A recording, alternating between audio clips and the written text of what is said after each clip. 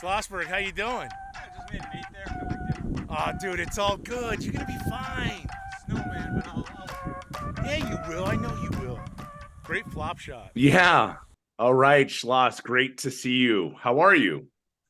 Miguel, I'm doing pretty good, man. How are things on my old stomping grounds? Things in They're Phoenix good? great, man. They're great. We had a kind of a cold, wet winter, and now it's getting warm, so the golf season is ramping up, and things are great. We miss you here. So, This same way, man. yeah. So listen, well, it's cold where you're at, right? Yeah, I'm here right outside Philadelphia. I got the Marion hat. I got to, represent my new stomping grounds. And, the weather this winter has been pretty moderate. We've had a bunch of days where, the weather's been just as good in Philly as it has in the Phoenix, Scottsdale area here. And I even, played golf, outdoor golf here on President's Day. It was like 58 and sunny. I Wow. went down to the neighboring state, the great state of Delaware, and went out and played. There's barely anyone on the course. Conditions were pretty good for winter. Naturally, I disabled the GPS so I can take the cart off the path. And we had ourselves a good day, me and a family friend. So it was great. Oh, good. Nice. Well, listen, speaking of golf and playing, the professionals didn't really get to finish play because of weather. So we can't really do our traditional post-cut prediction show because there hasn't been a cut yet. So what else could we talk about? Here there's some other golf league going on. That's right. Let's talk about LIV Golf. Now, you had proposed a bunch of questions that I want you to ask me, and I actually didn't really look at the notes deeply because I just wanted us to bounce ideas off each other. I do appreciate the thoroughness of you sending those. That's always been good in the past, but I think here we haven't chatted in such a long time. It'd be good banter. So fire away. What do you got? All right. So, I've been thinking about how could they possibly incorporate the LIV guys into the world golf rankings. Give me your thoughts on that. And then, I have something ready to go. So go ahead. Yeah. Right off the cuffs. Man, I think originally my original thoughts were, of course, there's no way they can be part of the official world golf ranking. It's a limited field with no cut. There's no comparison whatsoever. But at the same time, I feel like when we look at the Olympics, we have players from all around the world. Some are paid, some are not. Wherever they're competing against weaker fields because it's not the Olympics. It's not the world's best. So part of me feels that there is a happy medium that is possible, getting players from different leagues, different parts of the world, different formats to play. I mean, it is possible. It happens in the Olympics in both winter sports and in summer sports. They find a way to get these people from different leagues, different rules, different backgrounds to do it. And some are amateurs, some are elite paid millionaires. So I'm not sure what the secret sauce is, but I think if we find the sauce, we can slap it on that burger and everybody chomps down on it and we're all going to love it. That's what I want. I want the secret sauce to make the cheeseburger better. You know what I'm saying? Yeah, I couldn't agree more because, we're not going to get into, all the politics and who's funding this LIV Golf League because that's a whole different area that, we're diehard golfers, we're diehard golf fans. We're not going to go down that road.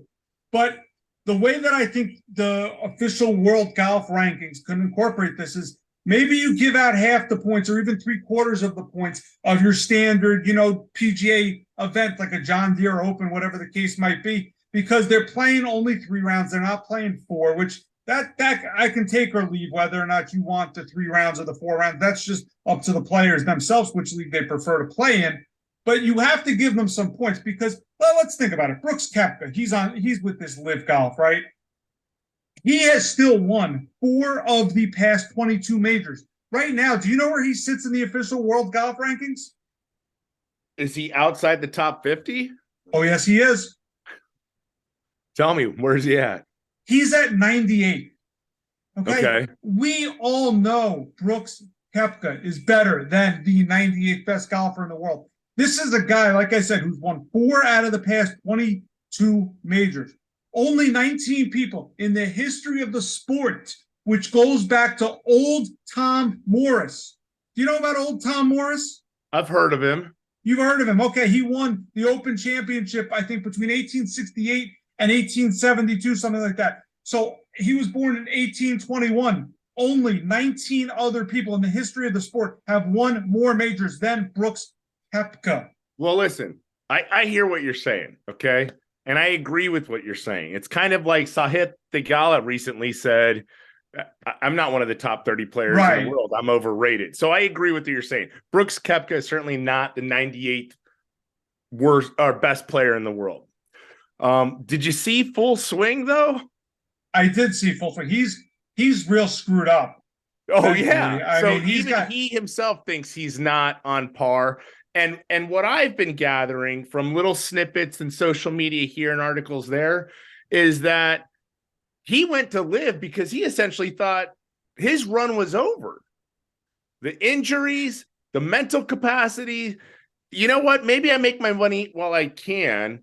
And now I'm hearing that he's starting to feel a little perky again and kind of is having a little buyer's remorse. But the point is this. What you're getting at is that there has to be some sort of a paradigm shift in the rankings. I mean, even Jon Rahm, who's in the PGA Tour, I think the best player in the world, he's rated is upset right about now, the official world golf rankings. Right. No, and he's got a good point, because these are events, these LIV events, and like you said when we talked before, this is one going to be in definitely my old stomping grounds down there in Marana, Arizona, right by the University of Arizona. And, you know, these events, they've got big time players. Dustin Johnson's there. Yeah. Koepka's there. Cam Smith, Bryson DeChambeau. Yeah, Patrick Reed, as much as he's a punk, he's there. There's talented players there. Even the older guys, the Euros, like Sergio Garcia, Paul Casey, these are still, you know, guys. Paul Casey in that 2020 PGA Championship, he was contending. So there are legitimate players there. The format I don't love. I prefer 4 rounds. Don't forget cuts. Abraham Answer. He's young. Neiman. Yeah, there's guys who can play. The other guy who choked it away on the 72nd hole last year at Southern Hills, he's there. I don't even remember his name. But that just goes to show you how deep the talent of professional golf is. But there are really good players that you have to give them some points. You can't have these guys falling out of the events. That's not right to the fans. That's not right to the golfers themselves. And I know that they got their guaranteed cash, but there still has to be a little bit of competitive bones in them, which I think there is. And one more note on this official golf world rankings. Phil Mickelson. Everyone loves Phil, right? He's at 332nd right now. I scrolled that list to see if I can find someone I even ever heard of near him. I found Robert Streb, who is 328. Now, Robert Streb, unless you're a diehard golf fan like us, you never heard of the guy. And I couldn't even tell you what tournaments he won until I looked it up on his Wikipedia page. He won something called the McGladrey Classic and the RSM Classic. But you know what? That is the same exact tournament. Renamed. And I only knew that because my cousin, my best friend, John, we were best man at each other's weddings. His wife works for that company. I remember when they got renamed, and it's put on by the Davis Love III Foundation. You know who Davis Love III's top sponsor is? RSM. Okay, I say this because that's not a big-time tournament that this guy has won, and you're telling me, based on the official world golf rankings, that Phil Mickelson is not as good as Robert Streb, when Mickelson did the unthinkable at the 2021 PGA Championship and won it at 50 years old. Schloss, I love your enthusiasm for these lower-ranked tournaments. I love it. Your personal connection to the RSM Classic is fantastic. I'm blown away. I'm really impressed. But I want to throw some names out at you. You mentioned there are some strong players at LIV, okay? So let me throw some names out there. And I want to ask this question because it's something I even talk about to my wife. Even my wife gets this what's going on. And I said, hun, none of the big names outside of Cam Smith have actually won a LIV golf tournament. They have won the team events together, but the only guy who won a LIV golf tournament who's one of these big-time players is Cam Smith. The very first one he entered, he won, but I haven't seen Dustin Johnson win. I haven't seen Brooks Koepka win a LIV golf tournament. I haven't seen Bryson DeChambeau win. I haven't seen Matthew Wolff. I haven't seen Sergio Garcia. I haven't seen, well, Bubba was hurt. I haven't seen Harold Varner III up there. I haven't seen Henrik Stenson. Patrick Reed hasn't won. Well, we know Pat Charles, Perez hasn't won. I know But Charles one of the Howell big the names third we're one, talking but about. he's not a big name. What's that? Charles Howell the third one, but he's not exactly. Yeah, well, here's big some. name. You want to talk about a personal connection? I saw his very first PGA Tour win in person at Kings Mill in Williamsburg, Virginia. How about that? And he, Charles Howell the third is up there on the all-time career PGA Tour money earnings list. Yeah. He's probably in the top 20, I would think. Maybe. I mean, he's always up there. You know, he didn't win a lot, but he's always up there. Mean, you can make a lot of money with tied for 12th. That's all I got to say about that. Well, that's like what Kiz said. You know, Kevin Kisner said, they asked him, do you think you can win this? And he goes, no. But they do give a lot of money for 20th place. Who you were talking about at the 2022 was Mito Pereira. Thank you. See, couldn't even remember his name. And don't forget, Joaquin Neiman went to LIV. Right. Sebastian Munoz. Let's see who else is in here. I mean, there's guys you'd have to be so deep in the weeds of golf fans, like Bernd Wiesberger, I think is the guy's name, a European guy, something to that effect. Well, here's my point though. These guys haven't won. So my question is the talent field that deep competitively, or is this proof that these guys truly did sell out and they don't have a competitive bone in their body? I think has not been enough of a sample size. Okay, we're enough. only through one event this year. Last year, what was there? 8 events last year. I mean, I'm not really. Well, keep in mind that the guys who won were the older guys, like Charles Howell III, like oh man, I'm going blank right now. Because again, I can't get into the LIV. I tried at first because I thought it was cool that it was on YouTube, like the first event. But since then, I'm not watching it. I mean, I read about who wins, and then it's in one ear, out the other. I think the question is that we really should focus on here is, do you like the majors, including the LIV guys? Let's shift to that, because we're getting all over the place here. Do you like the majors, including the LIV guys? Tell me why. I absolutely like that. I'm absolutely ecstatic about that. I'm going to go back to my Olympics analogy. If the world #1 player comes from China or Russia, they have to be in that competition. If I want to call the American #1 in the world, I have to see the American beat whoever it is, whatever country they're from. I have to see an American beat them to feel good about taking gold medal. And, you know, like, we're not going to talk politics, but the reality is that when politics do come in, and when Russia didn't come to the LA Olympics, you know, that's weird to me. That isn't the highest form of elite competition. So I'm ecstatic that they're going to all the majors, and I hope it stays that way. Right, because you want those fields to be as strong as possible. Because, you know, if you're the Masters, like, why would you keep Cameron Smith out? Why would you keep Phil Mickelson, who's won the Masters several times, Dustin Johnson, who's won before, Patrick Reed, Sergio Garcia? These guys, for the most part, they're all eligible. Even a guy like Henrik Stenson, you're going to see, obviously, at the Open Championship, because he won it in 2016. He's good till he turns 60. You have to have these guys there, because those 4 tournaments, those are the pinnacle of professional golf. So I agree. I thought we'd come on here and get into all types of disagreement, because when we had done these, you know, golf chats in the past, you were hyping up, you know, these tournaments in Detroit that, you know, you, me, and 8 other guys are watching. As the Quicken Loan? Yes, thank you. I couldn't think of the name of it. As Bryson DeChambeau couldn't hit an iron shot there. He's bombing the ball 450, but he can't hit an 8-iron from 170 out, or whatever his yardage is for that number. But I think you have to have these guys in the field, especially if they're qualified. You know, they're qualified based on winning a major. Because, you know, real quick, for the people that don't know, if you win an Open Championship, you're good till you're 60 years old. You can keep playing. You win a U.S. Open, you're good for the next 10 U.S. Opens. If you win the Masters, you're good for that tournament life, for your life. If you win the PGA Championship, same thing. And if you win any of those majors, you're good for all of the preceding next 5 years majors. So, well, and yeah. Speaking of that, I am a little upset that the fifth, the unspoken, well, Right. we speak about it. Everybody speaks about it. The Players' Championship is the fifth major. And your defending champ isn't there, not by choice. Like when Phil decided not to defend the PGA Championship, Right. he has been blacklisted. Literally, they took the signage off the buildings of their current champion. They took posters and pictures off. They took his name off. That's literally blacklisting, and I think that's a shame. Now, I want to bring up you something wanted you him brought to up. come back and play and defend his title. Say that again. You wanted him to have the chance to defend his title this year. Correct. Okay.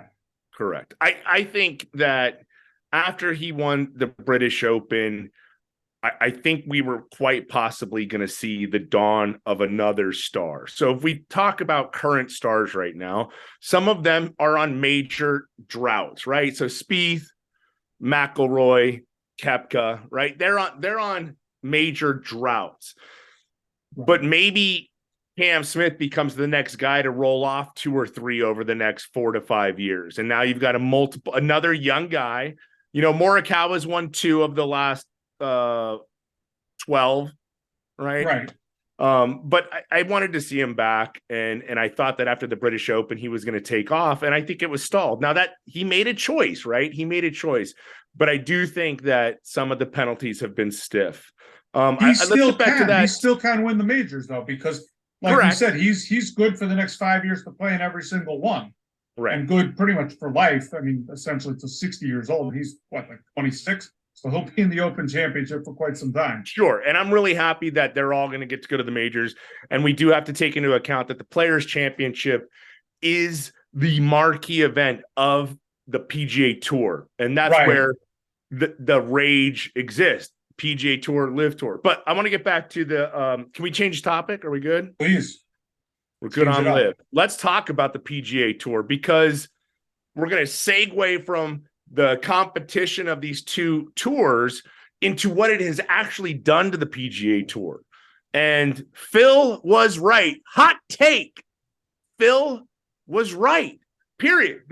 You cannot deny it. And in fact, Rory McIlroy, who is essentially the lead talking head for the PGA Tour, said, "Yup, LIV has essentially made all elite golfers a lot more money." So getting to that, you mentioned the Quicken Loans tournament.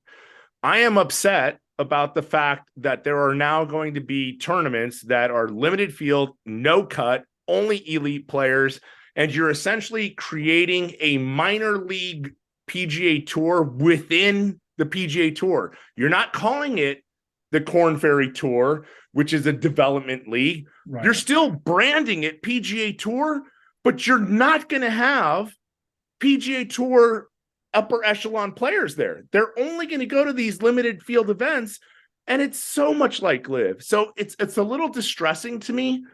And you know, like when I told you I saw Charles Howell III, that was a small, not big draw tournament in Virginia. It's not around anymore, but that was the type of tournament that I could go see up and comers, and I can say I saw Charles Howell III win his first tournament. And I just feel like these diluted fields are really going to hurt the overall. Well, it's only diluted. Well, that's where I have to disagree with you. It's not diluted. It's diluted in the numbers, but I don't like the no cut scenario. Yeah. And the other thing that I don't like is on the lower end of these tournaments, you know, normal fields, cuts after Friday, you got guys on there that essentially, if they're missing one putt, if they're hitting one driver off the tee and it finds the rough and they mess up, they're going back to folding quarter zips. And now you even take that opportunity away because some of these fields are going to be, you know, smaller and they're not even going to get a chance to play in those events. Therefore, they won't get a chance to earn enough PGA points on the PGA Tour to qualify for things like the FedEx Cup, to qualify for majors. So I don't like elevating that, and it's turning it into similar things that have happened with other sports like baseball, where essentially teams are saying, we're not going to pay, you know, an average fourth outfielder because what's the point? I'll just find a new one on the cheap. And the PGA Tour is essentially taking money away from these lower level type players, even like what's his name, Joel Damon, right? Right. Guys like that, where it's like, okay, now I really got to up my game, and the stars are going to get all the money, just like they do in football, just like they do in the NBA, and just like they do in baseball. If you look at some of those contracts, that's what's happening. And you're right. Tournaments like the Quicken Loans, tournaments. How is like that not going to be a Deere. diluted event? You said you don't agree.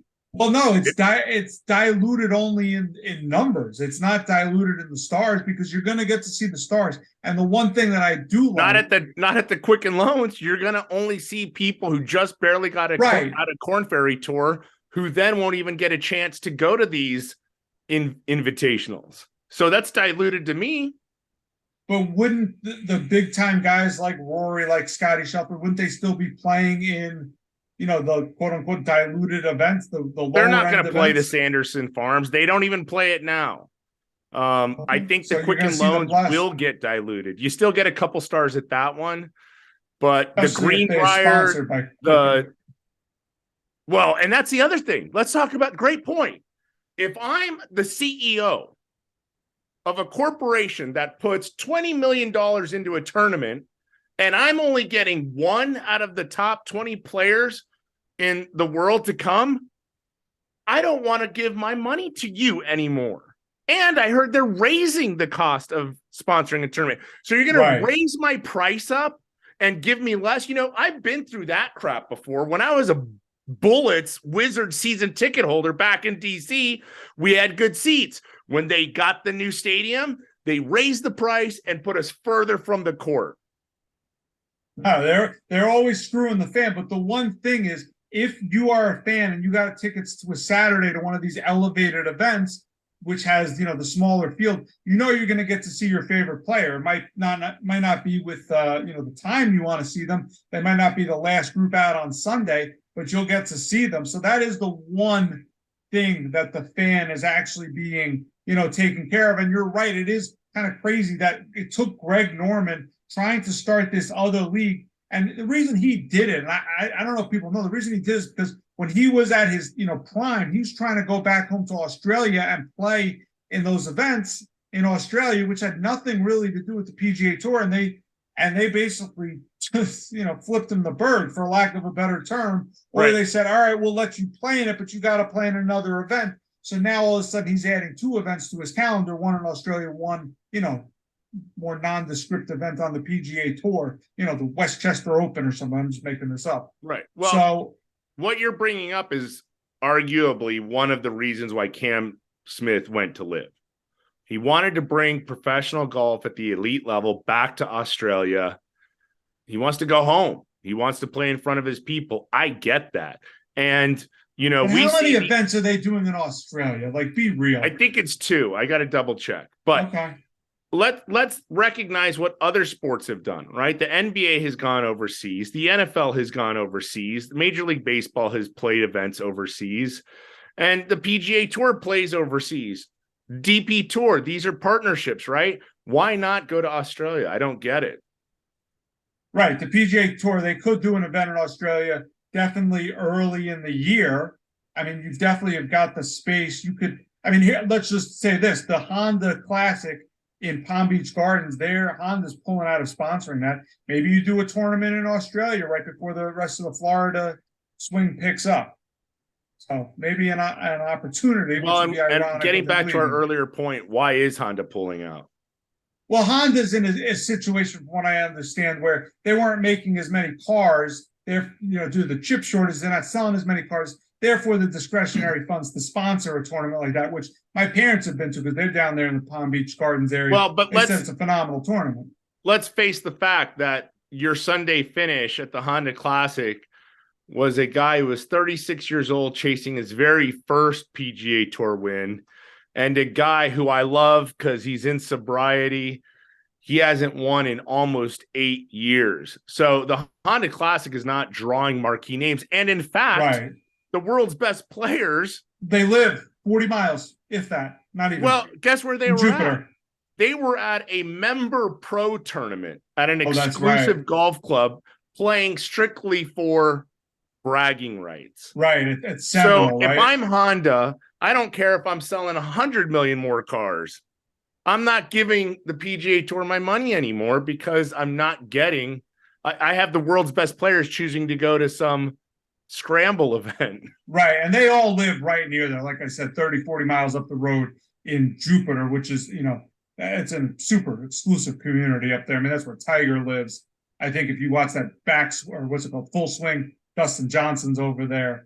So yeah, they're all over there. Yeah, and it's just like back in the day, there'd be guys who live in Phoenix, Scottsdale, and they wouldn't even play the Phoenix Open. Paul Casey, I'm talking to you because he was afraid to play it. Not that he's as good as Tiger Woods or anything, but you get the idea. All right, let's shift gears here a little bit. Let's do it. Just some wild cards here. You were at a golf equipment show. Anything you learned that you want to share with our audiences here for Brown Bear and the SchlossRant podcast? Yeah, so I have hit essentially everything that is out and new for 2023. I work for a company called Curated. We're an online retailer, and we had all the vendors come out to Arizona and put on a demo. It was 48 hours. Dude, I hit hundreds of balls. I'm still sore, and it ended on Wednesday. You're no spry chicken. Let's be real. You are no spry chicken anymore. When I first met you, you were. Not anymore. Not anymore. I think there might be a sleeper driver. Are you allowed to say that or no? Are you allowed to tell us the name? Did they slip a 20 or maybe 100 in your back pocket while you're on the range? I am in the process of filming reviews for Curated. Okay. I've got. Where can we find that for my audience who might not interact with you? Where can we find that? If you go to YouTube and type in Curated Golf Club Reviews, under the Curated company name, we sell many things. There's a whole playlist that's just golf. So you'll see I've done probably 20, 25 reviews, and I'm going to do 27 just this year. In fact, I just got a box from Mizuno and got 7 different clubs. So I'm going to tell you this. The product that I was impressed with, and I can say this, I'm going to do a full review. Okay. So I'm going to put the club. Give us a pop. Give us a preview. Yep. I'm going to put this club through a full multiple week test. But being there and having 2 days to try everything, you kind of have to try them real quick. Okay. But I was excited about the Wilson Dynapower Carbon driver. And yeah, Wilson has been kind of, sitting on the bench, for lack of a better term, for quite some time. Gary Woodland won the U.S. Open with some Wilson clubs in 2019? Irons. All right, so I had now, something. The public knows that Wilson makes good irons. They have, and they've been doing that. Okay. So those are appreciated, but not drivers. So even their players who would play the irons wouldn't play the drivers. But I liked what I saw and what I felt. And so I think that could be a sleeper. Again, I only hit it a few times. It's more of like the vendors come share with us. But I'm going to get it in depth. So we'll see how it goes. Okay. For those that don't know, Miguel, when I say, I'm not just blowing smoke up his rear ender. When I say Miguel's a great player, obviously he's not going to be out there on any type of, tour, but this is a guy who hits the ball 300 yards right down the middle. And if he doesn't do it, I'm surprised. And I haven't played with you in a couple of years, but genuinely to see you, even miss a fairway by an inch is a surprise. So, well, I would take what he says, not just with a grain of salt, but maybe several million grains of salt. Right. There you go. There you go. I appreciate those very kind words. The driver is my strength. Tell me the truth. And then I end up chunking the 65-yard pitch shot and I end up bogeying. So somebody said to me once, old guy, he goes, "Man, you can drive far. That is a great drive." And then as we walked off the green, he said, "Even better bogey." Little rough, old man. Little rough. Because he's hitting a 162-yard worm burner down the middle. Yeah, and then hitting his 3-wood. Yeah, and he saved from 150 out. Yeah, probably. That's how you big bombers always work. You and Bryson. Bryson can't even hit an 8-iron. That's why he went to LIV. But I at least get it in the fairway. You do. You definitely do. All right, real quick. we're in March now. You got a couple more months, till those prices start to drop down. I remember, getting on Quintero for cheap, getting on TPC for cheap, getting that on Wikipop for cheap. Any courses besides those are kind of the big three when I think of Arizona courses. Anyone you're looking forward to playing out there in my old stomping grounds? I have yet to play Wikopah. Oh, you got to get out there. I know. I got to get out there. Oh, it's perfect. I know you're more of like a Northwest Central Valley guy. This is, over in Fountain Hills. Or no, it's past Fountain Hills. It's on the Native American reservation, Fort McDowell. You got to get out there. I'm going to get out there. Pristine. And I played it about 2 days before I moved back east to Philly here. It was 118 degrees out that day. That's a little too hot for me, bro. I cap out at 113. But speaking of 113, the course I'm going to tell you. That's what I usually shoot 113. So you asked what course. It's a course I haven't played in over a year, and it's on the opposite direction, West Valley. Okay. It's a 2-track course. I've only played 1 track because I like it so much that if I'm going to drive all the way out there, I just want to pay and play the course that I know I like, and that's called the Verado, the Founders course at Verado. Now I've heard that their Victory course is awesome too, but I'm in love with the Verado course. I love Quintero. I've played every year for the last 3 years in the summer when I can afford it, and I look forward to getting back out there again. So yeah, I mean, there's some really good tracks here. Lookout Mountain, I think, is an underrated track. I have a that 10th hole is something. That 10th hole, and you're coming off, hole number 9, where it's like an 85-yard for me. Par 3. Yard par 3, and everyone seems to mess that freaking hole up. Oh, yeah. Know. It's not just me. I'm pulling out my 52-degree or 56-degree probably, and I'm still messing it up and making a bogey. And then you have that 10th hole where you're a million miles up in the air, and that you're just looking down at everything. That tee shot, I mean, it's a hard tee shot, even though it's wide. Hard tee shot on 10. From the farthest point, which is what they call their back tee. Right. It's the highest tee to fairway discrepancy in the entire valley. It's a 160-foot drop. That's 16 stories. It's a fun hole. Yeah. I mean, if I'm remembering it, and I haven't played there in almost 2 years, and I'm remembered and breaking it down, hole by hole. So yeah, that's a good spot. But for me here on the East Coast, honestly, I don't have anything I'm looking forward to particularly. Most of the courses here that I get on, because the private courses here, I mean, you can't get on them, obviously. You got to know someone. But the public ones here, they're all just pretty good. Everything's like a 6.5 to 7 out of 10. There's nothing that like wows me, but it's always good to get out there. Yeah. So that's how I started my golf business career. I was working at a course outside of DC, and it was, a 7. It was a daily fee. The grass is always good here because we get rain. Absolutely. It's always green. It's always lush. So that's true. I kind of miss it. It's not bad. The golf is not as good as it is in Arizona as a whole, but it's not bad. All right, Brown Bear. Our Zoom is about to end. It is. So we're going to call it here for the golf segment. We'll talk again soon, though. All right, sir. Thanks for having me. Talk to you later. All righty. Peace.